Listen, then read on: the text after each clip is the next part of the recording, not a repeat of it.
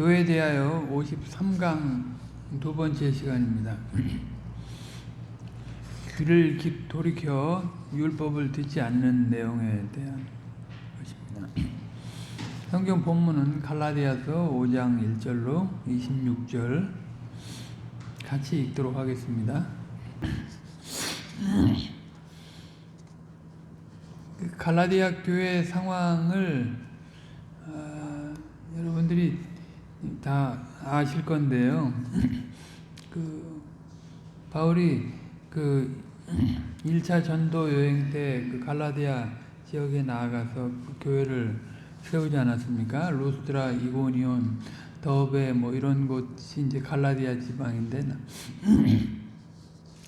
그쪽에 이제 그것도 북갈라디아설이 있고 남갈라디아설이 있고 그런데 우리는 대체적으로 남갈라디아설을 믿습니다. 아무튼 거기에 그렇게 복음을 전했는데 이제 그 바울이 지나간 뒤에 또 기독교 선생들이 거기 들어가 가지고 바울이 전한 복음을 믿음으로만 구원받는 게 아니라 또 율법을 행해야 된다 하는 그런 율법을 행하는 것은 맞지만 율법을 행함으로써 구원받는 건 아니거든요. 율법을 행하는 것은 이제 구원받은 결과로서 누려가는 것이고 새 생활의 지침으로써 그 율법을 순종해 가는 것이죠. 율법의 바른 본정신을 회복해 가는 것이지 율법을 행함으로써 구원을 받을 수는 없는 것입니다. 율법을 행함으로 구원받을 수 있는 사람은 아담 이후 아무도 없죠. 예수 그리스도 외에는 없으신 것입니다. 이제 그런 사람들이 들어와가지고 교회가 아주 시끄러운 것들이 있지 않습니까? 그러니까 율법의 행위가 무엇인지, 믿음이 무엇인지, 그리고 아브라함의 예를 들어서 말을 하고요. 서로 이제 다투지 않아야 할 것들을 그리스도 안에서 진정 자유를 받은 자들이라면 그런데 영향을 받지 않고 새 사람으로서 그 성신의 소욕을 쫓아 살아가야 할 것을 가르치는 것입니다. 이게 이제 복음이 처음 들어가서 일어나는 일하고는 좀 거리가 있는 거죠. 복음이 들어간 지 한참 되고 난 뒤의 일이에요. 그러니까 그 교회가 사실 그 진리 안에서 바르게 든든히 서나가지 않으면 이렇게 거짓 선생들이 교회 안에 들어와서 판을 칠 때 이게 대책이 없어요. 이렇게 시끄럽습니다.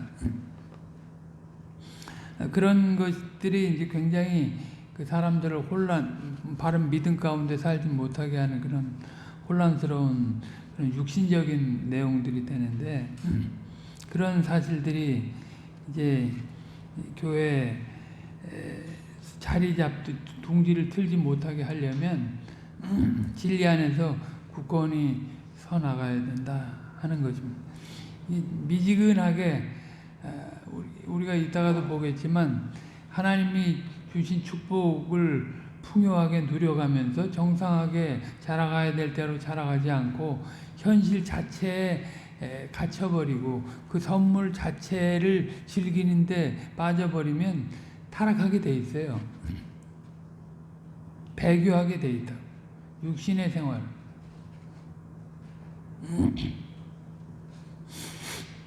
한국 교회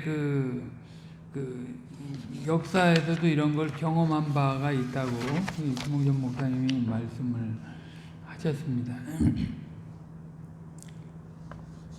이 교회가 이제 초대교회가 들어와서 우리나라는 마침 그 장로교 목사 선교사들이 들어와가지고 아주 참 복을 누린 복음적으로 보면 굉장히 복을 누린 그런 민족입니다. 그런데 이제 중간에 그 외에 여러 교파들이 들어와가지고 혼잡스럽게 하고 그런 사람들이 정치 세력화 해가지고 교회의 기반을 흔드는 일을 했는데 그래서 사람들이 이제 그 신사참배에 대한 내용을 국가적인 의식으로 여기고 그 참여하자고 하는 사람들도 생기고 그 뒤에 이제 뭐 신신학 그 전부터 사실은 신신학이 조금 활동하게 했는데요. 김재준이라고 하는 사람이 카나다에서 신신학을 배워갖고 와가지고 지금 기장측의 그 원 뿌리인데 그 사람들이 30년대 벌써 가서 공부하고 와가지고요. 그런 신신학을 퍼뜨리고 그런 영향 때문에 사실 그런 일들이 다 허용이 됐던 거예요. 그래가지고 혼탁하게 됐죠. 문제는 여기 라오디게아 교회 예를 들긴 했는데 정상적으로 그 하나님이 주신 그 축복 가운데 부유하다, 은혜를 누렸다. 그러면 그 토대 위에서 계속 자라가야 되는데 그렇게 자라가지 않고 이제 그릇된 것들을 그 하나님이 주신 외형적인 부유함 가운데 그냥 수용하고 나가면 결정적인 때 이제 다 넘어지게 된다. 인생의 모든 생활 국면에서 항상 명확하게 새 생명을 받은 자로서의 그 의사를 발휘해서 살아가야 되는데 이제 옛사람의 성향에 대한 구분이 없으니까 거기에 휘둘려서 흐리멍텅하게 살다 보면 그렇게 나아가게 되는 거죠. 그렇게 되면 이제 자기가 하나님의 말씀을 늘 대하고 있음에도 불구하고 늘 듣고 있음에도 불구하고 듣지 않는 그런 상태에 들어가는 거예요. 기만적인 상태죠. 이제 자기 기만적인 상태. 자기만 기만하면 괜찮은데 남도 기만하고 이제 하나님도 기만하려고 하는 그런 일들이 하는 거죠. 그 주님은 굉장히 정확하셔가지고요. 그 그리스도 안에서 다 도매금으로 다 우리를 값싸게 아무나 받아서 그렇게 하나님의 백성으로 여기시면서 끌고 가시잖아요. 절대 그렇지 않습니다. 여기 저 뒷부분에도 나오지만 분명히 그 새 생명의 그 실질을 누려가는 자들을 통해서 일하시고 그 나라를 전진시키는 거예요.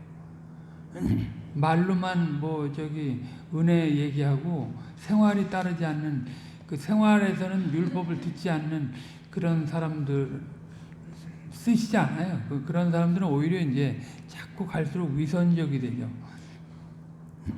자기 생활은 없는데 말은 그렇게 해야 되니까 자꾸 꾸미게 되지 않습니까? 전체로 자기를 들여서 육신의 생활을 벗고 주님이 원하시는 그런 인간상과 사회상을 누리기 위해서 치열하게 매 순간 과정 속에서 싸워가지 않으면 그 흐리멍텅해져 가지고요. 나중에 귀로 듣고 있지만 들리는가 보다 이렇게 얘기하고 자기를 생각할 때는 늘 합리화하는 거죠. 합리화해서 넉넉하게 생각하고 이제 그걸 외적으로 표시하는 거는 남을 판단하고 정죄하는 걸로 판단한 그렇게 하는 거예요. 그러니까 하나님의 율법이 그 거울로서 자기 생명의 양식으로 쓰여지는 게 아니라 거울로 작용을 해가지고 생명의 양식으로 쓰여지는 게 아니라 항상 자기는 슬쩍 비춰보고 잊어버리고 남한테 비추는 일을 한다. 그게 이제 그 율법을 마음으로 듣지 않는데 귀로만 듣고 머리로만 생각하는 그런 것입니다. 복음이라고 하는 것은 이 율법의 세 가지 기능이 있다고 했잖아요. 율법으로는 죄를 깨닫고 그리스도를 향하게 하고 세상활에 지침으로써 그 말씀을 이제 무거운 짐이 아니라 이제 쉬운 멍에로 여겨가지고 그 말씀을 순종하고 살아가게 돼 있잖아요. 이전에는 도무지 꿈꿀 수 없는 그런 생각을 하고 이제는 말을 하고 행동을 하게 된 거죠. 완전히. 그러면 그 복음을 아는 자로서 이제 철저히 겸손한 마음을 가지고 그 전체로 드려진 존재로서 그 주님의 그 율법을 더 귀히 여기고 말이지. 율법을 주님이 폐하신 게 아니고 완전케 하러 오신 거잖아요. 그리고 우리를 그리스도께 연합시키셔서 그 율법을 순종하지 못한 존재였음에도 불구하고 율법을 순종할 수 있게 하셨으니까 이제는 자원에서 성신을 의지해서 그 율법을 이루는 삶을 살아가. 율법을 이루는 삶이라는 게 첫째는 예배를 통해서 나타나는 거고 둘째는 이웃과의 사랑을 통해서 나타나는 거예요. 예배를 통해서 하나님 사랑을 나타내고 이 뒤에 이제 헌상, 뭐 찬송 이런 게 나오는데 헌상은 전체로 드려진 존재로서 내가 헌상을 대표로 드립니다. 이게 청직이라는 거잖아요. 항상 우리는 청직이지 주인이 아니에요. 우리 시간, 물질, 그 지식 모든 것의 주인은 하나님이시다. 나는 청직이다. 그걸 신실하게 잘 써서 어떻게든지 주님의 이름과 영광과 그 나라를 위해서 그 나라의 전진과 확장과 완성을 위해서 써 나가야 하는 거죠.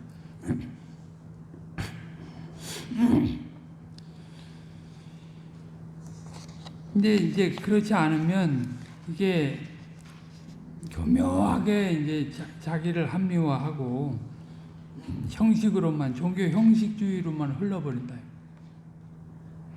내가 예배를 드렸으니까 분명히 주님이 분명히 제사를 원치 않고 번제를 드리는 걸 원치 않고 상한 심령을 원함에도 불구하고 맨날 그냥 단단한 길가밭, 뭐 저기 돌짝밭 그런 저기 가시밭의 심상을 가지고 나오는 거예요, 그냥. 그러면 이게 나와서 하나님의 말씀을 들어도 이게 귀전에서 맹맹 돌거나 아니면 귀를 통해서 그냥 나가버리죠. 머무는 게 없어요. 죄가 머물지 않고 나가야 되는데 죄는 머물고 이제 하나님의 말씀은 뒤로 가버리는 거예요. 그러면 주님이 그런 사람의 그 신행을 받겠느냐, 예배를 받겠느냐. 그리고 이웃과의 관계에서 철저히 그 자신을 희생해 가지고 그 사랑을 하는 거예요. 그냥 남는 거 주는 사랑을 하는 게 아니고. 그러니까 제가 요새 며칠 동안 그 한국 선교의 그 역사를 좀 생각해 보면서 그 초학문답이 언제 시작됐는가 우리나라에 그것 때문에 이렇게 역사를 이렇게 추적하다가 선교사들의 역사를 또 조금 더 살펴봤어요. 이쪽 테이트라고 하는 그런 남매가 테이트하고 메티라고 하는 남매가 그 남장로교 선교사로 오셔가지고 그분이 그 전주 서문교회 일대 목사더라고요. 일대 목사인데 그분이 오셔서 이제 이 예수교 초학문답을 만드셨더만요. 1917년에.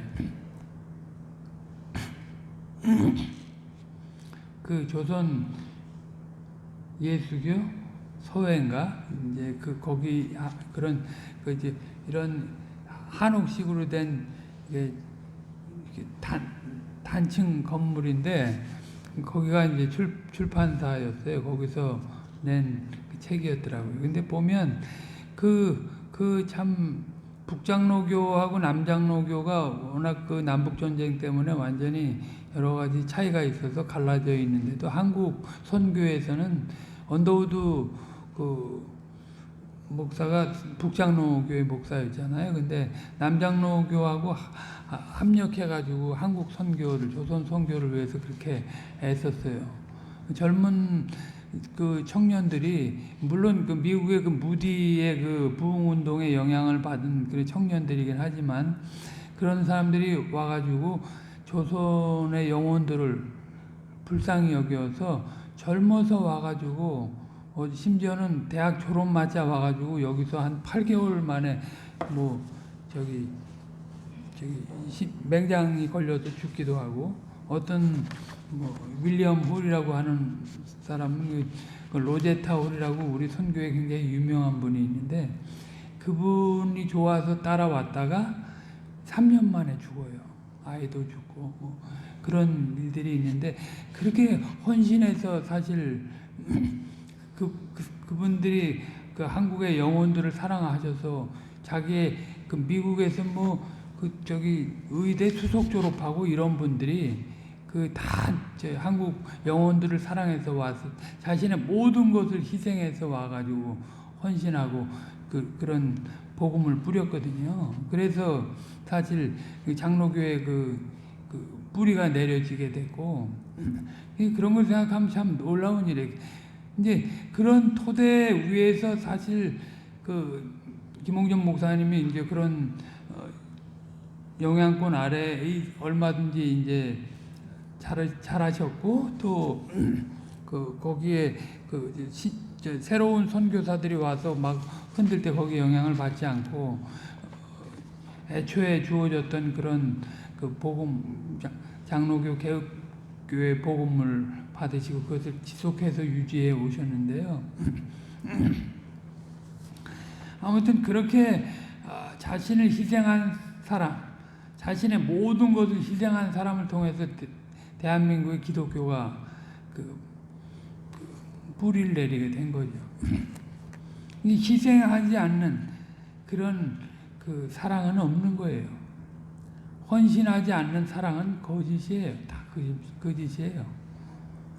말로만 하는 건 누구든지 하죠. 하나님의 그 사랑을 인식한 사람들은 주님의 말씀을 들으려고 하죠.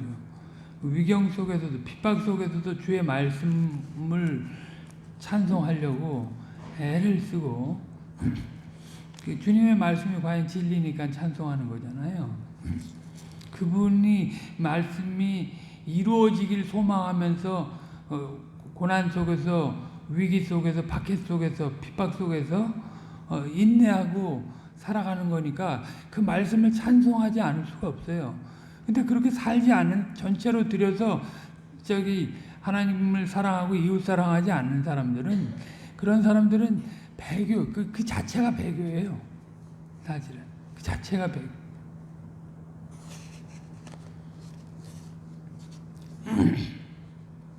그러니까 나의 그 마태복음 7장에 나의 이 말을 듣고 행하는 자가 반석 위에 지은 지혜로운 사람, 그 집을 반석 위에 지은 행하는 사람이지 행하지 않는 사람은 사상 루각이에요. 사상. 행하지 않고 무슨 떠도는 얘기만 돌아다니면서 같이 동조하고 그런 얘기 무슨 신학이 정확하지도 않은 것도 모르고 굉장히 주님이 정확하기 때문에 우리가 굉장히 정확하게 신앙생활을 하기를 원하시는 거잖아요. 신학적으로도. 그래서 우리가 아프리카 성자인 슈바이처 박사 같은 사람도 비판하는 이유가 그런 거잖아요. 그 보통 사람이 그 흉내도 못 내는 거예요. 근데 그런 것조차도 신학이 잘못됐으면 의미가 없다고 그랬어요. 도덕주의나 인본주의에 의한 것이면 아무것도 아니라고. 사랑은 그리스도로부터 받은 사랑이 아니면 죽는데 자신을 내어줄지라도 아무것도 아니라고. 그러니까 우리가 그 분별해서 우리가 어떤 예화도 사용을 해야 되고 분별해서 우리가 말도 해야 됩니다. 그냥 성결교 이런 데서는 그 슈바이처 아프리카 성자 신앙의 성자처럼 얘기를 해요. 거기뿐만입니까? 무슨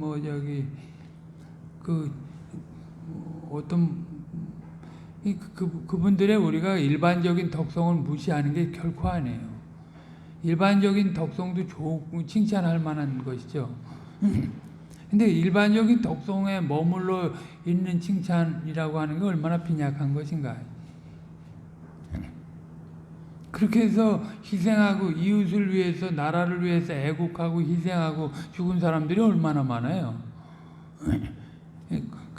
민족주의자로서 국수주의자로서 아니면 자기 가정 최소한도 가정을 위해서 희생해서 죽은 부모들이 얼마나 많아요. 그때 그런 것을 우리가 다 표준으로 모범으로 삼지는 않는 거잖아요. 표준과 모범으로 삼을 때는 그리스도밖에는 없고요. 그리스도의 사랑을 따라서 산 그 사람들 외에는 말할 수 있는 게 없어요. 그래서 여기서 얘기하는 거예요. 그 율법을 듣지 않는 사람들이 성경을 연구하지 않는 사람들이 아니다. 기도를 열심히 하지 않는 사람들이 아니다. 종교 생활을 열심히 하지 않는 사람들이 아니다. 이 열심히 기도도 열심히 안 하고 뭐 종교 생활도 열심히 하지 않고 성경 연구도 하지 않는 사람은 얘기할 것도 없는 거죠, 사실.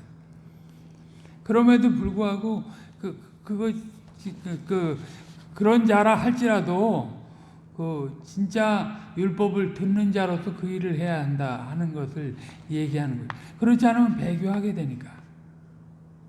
반드시 배교하게 되니까. 분위기로 무슨 그렇게 하면 안 되는 거예요. 그리고 이 부분에서 아주 강조하신 말씀이 이제 목자와 양의 비유를 말씀하신 건데, 그 목자가 우리에서 양들을 불러낼 때 각각의 이름을 불러낸다 그래요. 이름을 불러서. 그러니까 설교를 할 때 이거는 누구한테 어울리는 말이고 나한테는 어울리지 않는 말이야. 이렇게 받지 않는 거예요. 그러니까 회개할 때도 나만 빼놓고 저 사람만 위해서 회개하는 일은 없는 거예요.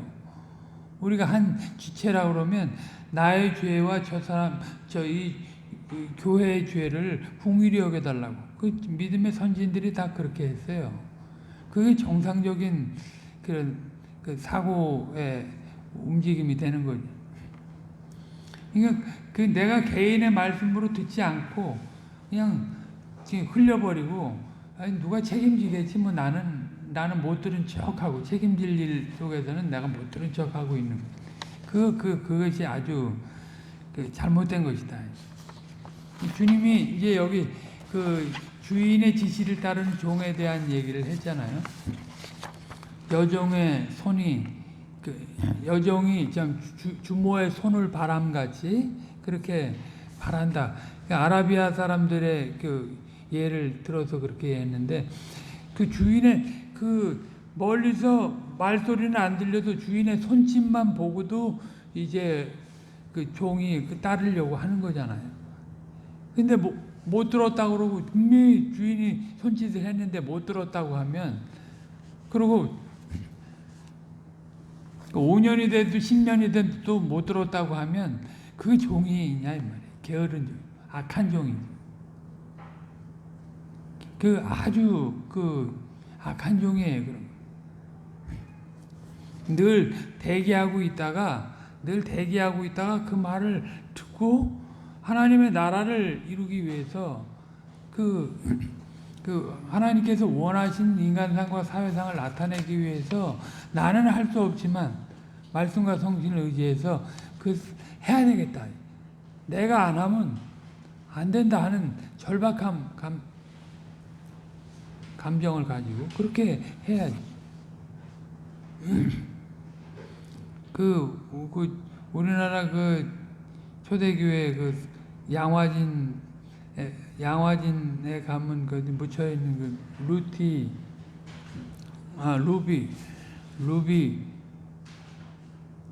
금방 또 이름을 잊어버렸네. 미국 여자 청년인데 이름이 루비 캐트릭인가 봅니다. 고등학교 졸업하고 한국에 오고 싶어가지고, 그런데 미국 선교의 선교사의 기준은 대학을 졸업해야 된다. 그래서 대학 졸업할 때까지 기다렸다가 그 조선의 영혼들을 위해 자기가 가야 되겠다고 그러고 대학 졸업하자마자 바로 왔어요. 왔는데 오자마자 여기 2달 걸려서 왔다가 그때 이제 양화진에 내렸을 때는 양화진에 거기 그 아주 그때 선교 못하게 하고 있을 때니까 표본적으로 이 저기 순교한 사람들 모가지를 그렇게 저기 양화진 거기 막대기로 이렇게 세워놨다고 합니다. 모가지를 잘라가지고 그 선교하지 못하게 외국 사람들이 들어오면 그럼에도 불구하고 그 자매가 들어와가지고 그 남대문에 선교센터가 있었던 것 같아요. 그래서 거기 갔다가 좀 쉬라고 하는 얘기도 들었는데 좀 쉬었다 가라고 2달에 걸쳐서 왔으니까 그 당시에는 뉴욕에서 한국까지 2달 걸렸답니다. 풍랑을 안 만나야 2달. 어떤 선교사는 석 달 걸려서 오시면 풍랑을 만나면 석 달. 그렇게 와가지고 개성으로 선교사로 갔다가 이제 선교 8개월 만에 죽었어요. 맹장이 걸려서 죽었는데 병원이 없으니까 이제 광해원으로 오다가 죽게 되는 그런 일이 있었어요.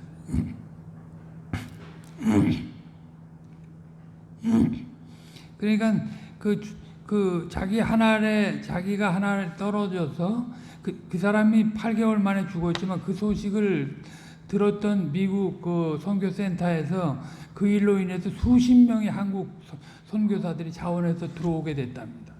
그 사람은 8개월 만에 죽고 말았지만 이제 22살인가 3살 먹은 자매인데 한국 개성에 와가지고 그 마지막 편지 죽기 일주일 전에 쓴 마지막 편지를 보니까 거기 자기가 마지막 편지일지 모르겠다고 지금 저기 선교사들이 많이 죽고 있는데 조선의 선교사들은 마치 죽기를 각오하고 있는 것 같다고 그 위기의 상황을 보고 했어요. 근데 그 일주일 뒤에 이제 맹장염이 와가지고 터져 죽게 됐는데 그렇다. 그러니까 그게 무슨 합리적으로 생각하면 무슨 선교를 뭐 그런 식으로 하냐 그렇게 할 수 있어요. 얼마든지. 그 전에 이제 일본 선교 얘기할 때도 선교사가 한 노인을 위해 대신 바다에 죽어가지고 그 노인을 통해서 일본 선교가 됐다는 얘기를 했어요. 그러니까 그렇게 희생하고 헌신하는 그런 게 없이 이웃사랑을 말할 수가 없어요. 맨날 자기 욕심만 부리고 말이지 게으르게 살고 그렇게 살아가지고 그게 무슨 그게 배교고 그게 육신의 생활인데 그래가지고 뭔 열매를 맺을 수 있겠어요? 희생도 안 하고. 예수 믿는 도리를 너무 용이하게 생각하지 말라고 했습니다. 예수 믿는 도리를 너무 쉽게 생각하는 그런 신학적 조류가 그냥 예수 믿고 천당 가면 된다 이런 정도. 예? 이신칭의의 복음 받으면 되지 한 번 구원은 영원한 구원이지 무슨 무슨 행위는 어차피 안 되는 거 주님이 다 하신 거지. 그리고 자기 책임을 하나도 하지 않는 그 완전히 잘못된 그리스도의 양이라면 주님이 말씀하실 때 책임을 지고 말이야. 내가 뭘 해야 될 것인가. 이 배교의 시대에 이 어두움의 시대에 내 개인의 행복과 번영을 위해서 살 것인가. 진짜 주님의 이름과 영광을 위해서 살 것인가. 그것을 아주 심각하게 생각을 해야 하는 거죠. 생각의 발전이 있어야 되고요. 또 정서적인 발전이 있어야 되고 또 행동의 발전이 있어야 돼요. 그리스도의 장성한 분량이 충만한 데까지 나아가게 된다는 게 그냥 한 번 법정적인 영화로 완전 영화를 다 이룬 것처럼 생각하는 그게 무법주의자 아니에요. 교회 안에 무법주의자들이 많아요. 아주 게으르고 아주 나태한 사람들 특히 그런 사람들이 무법주의자, 뭐 율법주의도 문제고 무법주의도 문제가, 예수 믿는 것을 그냥 간단하게 생각해요. 적당히 하면 되는 걸로 알고, 하나님이 주신 부차적인 유익만 누리면 되고 선물만 받아 잘 누리면 된다. 아주 간사한 생각을 가지고 예수를 믿는, 그래서는 안 됩니다. 주님이 천지보다 더 크신 주님이 자기를 다 들여서 우리를 이 티끌만도 못한, 벌레만도 못한 우리를 위해서 죽으셨으면 우리는 죄인들을 위해서 기꺼이 죽어야 돼요. 주님의 그 사랑을 위해서 기꺼이 죽어야 돼요. 코앞의 이익을 위해서 그냥 그 영원한 생명을, 영원한 그 내용들을, 복음의 내용들을 다 뒤로 던져버리는 그런 어리석은 일을 하면 안 된다.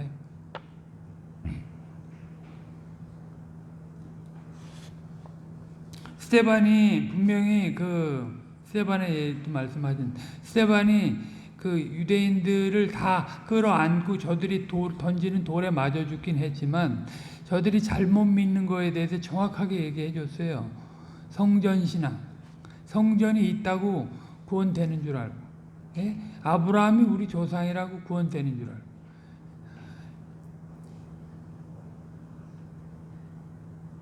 하나님의 축복을 외형으로만 생각하는 거.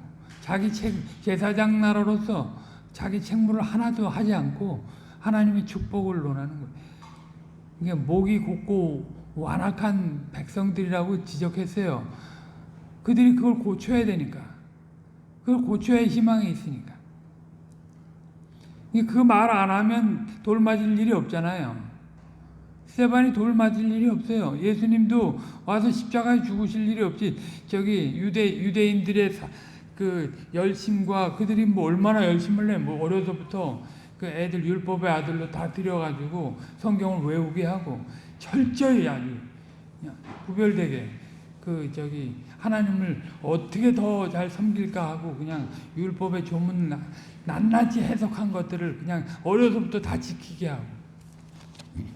근데 그거 잘한다고 그랬으면 예수님 죽으실 일이 없는 거죠.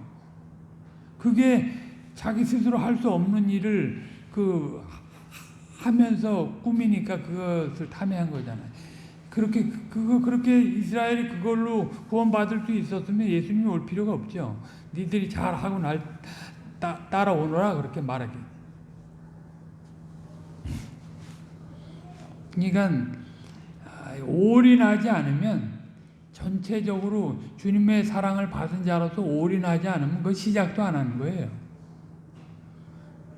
시작했다고 하더라도 그건 배교의 상황에 있는 거고 육신의 상황에 있는 거예요. 그래가지고는 주님을 한 발짝도 따라갈 수 없어요. 하와가 넘어진 게 신론이 부족해서 넘어진 게 아니라고 그랬잖아요. 하나님의 말씀을 못 들어서 넘어진 게 아니에요. 그 말의 부요함과 풍요함을, 그리고 또 금령 속에서 그 부정적인 내용 속에서 긍정적인 내용을 발견하고 내가 사람으로서 그 주님이 목표하신 대로 나아가려고 했어야지. 그게 적극적인 사랑이 부족해서 결국 넘어졌다고 우리가 인간과 죄에서 보지 않습니까? 주님을 적극적으로 사랑하지 않는데 주님이 애인으로 여기겠어요? 맨날 견눈질 하고 있는데 세상에다. 견눈질하는 그 애인을 누가 그 애인으로 치겠습니까? 당신이 다 들여서 희생해서 이루신 구속의 일인데 그걸 안무에게나 주겠니? 자기 행복에 빠진 사람들에게 주겠냐 이 말.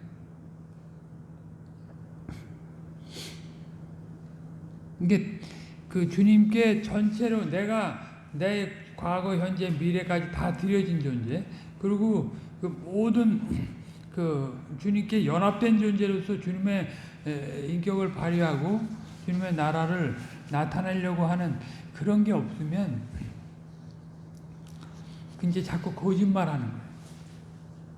자꾸 자기를 거짓말해야 되잖아요. 자기는 그렇게 안 드렸으면서도 드린 척하고 있으려니까 거짓말해야 돼요.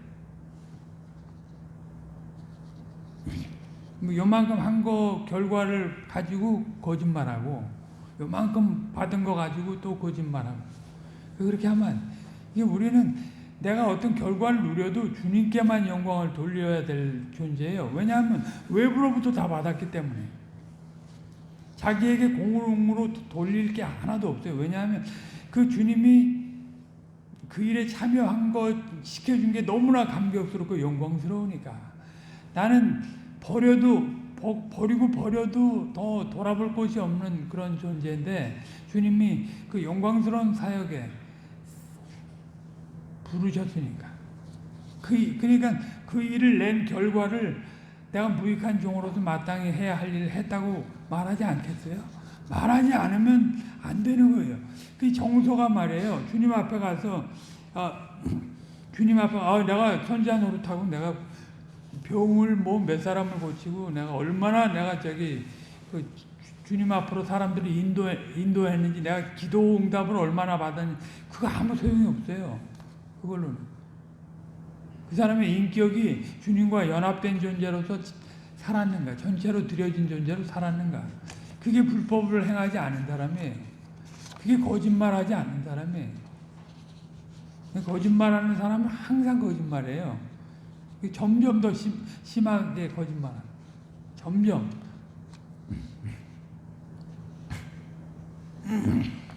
찬송을 할 때도 우리가 맨날 내게 있는 모든 것을 다 주께 드린다고 해놓고 안 그러면 이게 거짓말하는 거잖아요. 그러니까 이게 진짜 내가 예배를 제대로 드렸는지 예배를 제대로 드리려고 하는지 그리고 준비하고 왔는지 그런 상한 심령을 갖고 왔는지 그것부터 점검해야 돼요. 사실은. 그래야 우리가 배교하지 않고 율법을 듣는 자로서 그 하나님 앞에 예배할 수 있는 경계하는 자가 이제 법대로 경계하지 않으면 면류관을 얻지 못할 것이라. 주님이 그런 법을 그리스도 안에서 세워 놓으셨는데 적당히 멀찍이 그리스도를 핑계로 주님과 함께 밥상에서 먹고 주님 가르침을 받았다는 것으로 내놓아도 안 된다고 그랬잖아요. 내가 그리스도께 속한 파라고 얘기해도 안 된다고 그랬어요. 그게 육신이라고 그랬어요. 내가 차라리 그런 말 안 할지언정 진짜 주님과 연합된 생명의 실질을 모르게 오른손이 하는 일 왼손이 모르게 그렇게 하는 게 정상이지. 그게 맞는 거죠. 허다한 사람이 다 그렇게 가도 예수를 믿은 지 10년, 5년이 됐는데도 맨날 그 욕심에서 못 벗어나가지고 귀를 하나님의 말씀을 듣지 않는 위치에서 못 벗어나가지고 자기를 기만하면 안 돼. 그리고 꾸미지 마세요. 다른 사람 앞에 자기 꾸미지 마세요. 절대 꾸미지. 내세울 게 죄밖에 없어요. 주님의 십자가밖에 없어요. 우리는. 내 쪽에서 내놓을 게 없어요. 기도응답, 성경 연구, 전도 몇 명. 내가 이 솔로몬 성전을 지었어도 그거 주님이 헐어버리잖아요. 예? 그게 무슨 중심을 가지고 사느냐? 어떤 희생을 받아서 주의 백성으로 살아가는 거야. 시작도 안 해놓고 이만큼 간 사람처럼 꾸미면 안 돼. 여기까지 하겠습니다.